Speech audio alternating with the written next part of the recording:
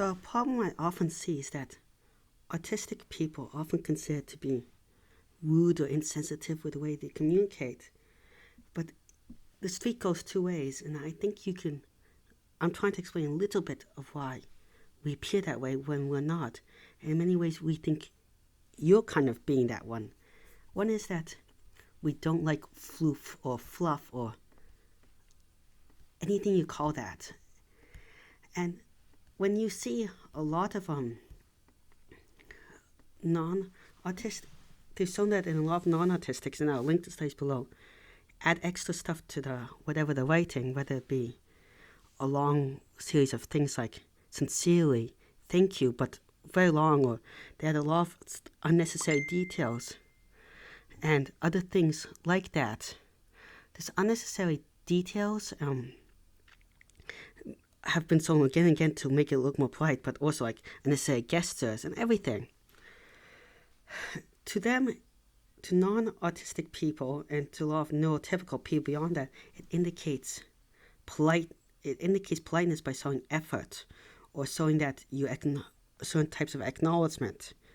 But to us, it shows the exact opposite oftentimes, because it's distracting. If you have a problem with attention spans, reading an excessively long thing is hard. If you have problems with reading, it's hard. If you have problem listening, it becomes harder. Then when you have to respond, you have to think about all these more nuances. And when you have communication difficulties, organization difficulties, attention difficulties, executive function difficulties, it becomes so much more. Then we see it as something fake, something that it's not truly saying who you are. You're not saying, oh, I need this, I need that. You're saying blah, blah, blah, blah, blah, blah, blah, and you're not putting any thought into it, just adding extra words. And that shows insincerity to us. So this whole idea that fluff is good to us is beyond us. We also just don't know how to do it, and oftentimes we misspell or misdo stuff. So that wastes our time. So when we're direct, when we're blunt, don't indicate as fluff. Other thing about fluff, the final thing about fluff is that fluff, sometimes we're trying to figure out the meanings of the fluff and we just can't figure out the meanings. So we like blunt and direct, which I'll put down as another point. Other one is we lack appropriate eye contact or subtlety with our communications. So we don't make eye contact as well, which can abbreviate EC. We might also not, some of us have delayed facial expressions, so we might, or not as dramatic, so we might be smiled, but it's smiled after a joke, or we so angry after a thing, or we don't show any same facial expressions. And that's because our body just takes longer to do those things, or it's not as conscious. And eye contact is also very draining to a lot of us. So to us, it's rude, actually, because when we're making eye contact, we're not thinking about what we're saying anymore, and we're not listening, and that means we're not acknowledging you in any way. Actually, but you think we're being polite. And to force us is that, again, bad. Another one that I think is oftentimes not understood is that people judge us by our spelling mistakes or bad grammar and stuff like that, and think that means we didn't put an effort into it. Well, first of all, I don't think communication should be ever too much effort into it if the effort's not necessary to get your point across, because that effort means that I'm trying to just appeal or please you, and that you're judging me based on how much I am trying to appease you, instead of just getting the work done and moving on. Better to have if I'm overtired, I shouldn't waste my time trying to make everything look fluffy and nice. I should spend my time just getting the words out there so you can listen and respond back and forth.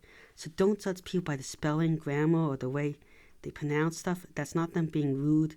That's not them being exhausted.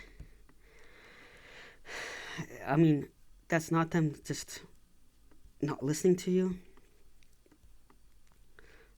Also, if it looks like they're not listening to you, or they're not listening to you, that's not always because they want to. Sometimes they're so overwhelmed they can't hear you or function right, and that is just an awful thing. And that they might be really trying, but they just can't do it. Yeah. So ways around this, I would say, is try to practice more direct communication. Promote direct communication in your workplace. Think about how you can say the same thing with less words. Don't judge people by the spelling and grammar. Don't try to make things look pretty and nice all the time. Just try to make it accessible.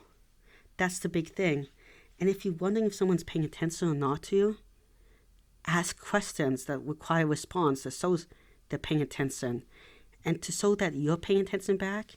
Because a lot of times what really pisses me off is people say no or something without any explanation, and they just say something. It's like, you can say no or yes to anything, and that doesn't show you've paid attention. Respond something like, I agree with your point, blah, blah, or I disagree with your point, blah, blah. Like, use examples that show that you actually paid attention to what they're saying. And also, don't just say meaningless statements, which is something I forgot to write down, but there's a ton of meaningless statements that you guys go around saying every day. Like, I ask you, how you doing? And you say, good. What does that mean? Are you a good person? I mean, are you doing good in that you're feeling super healthy? Or what do you mean by good? You can mean, are you feeling very happy? And how come everyone's always doing good? Are you fine? Then you're saying you're fine. What does that mean? You're fine looking. You're fine.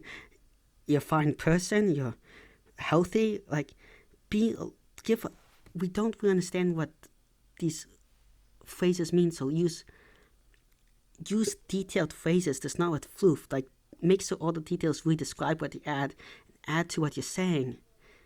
We oftentimes see that as rude. This is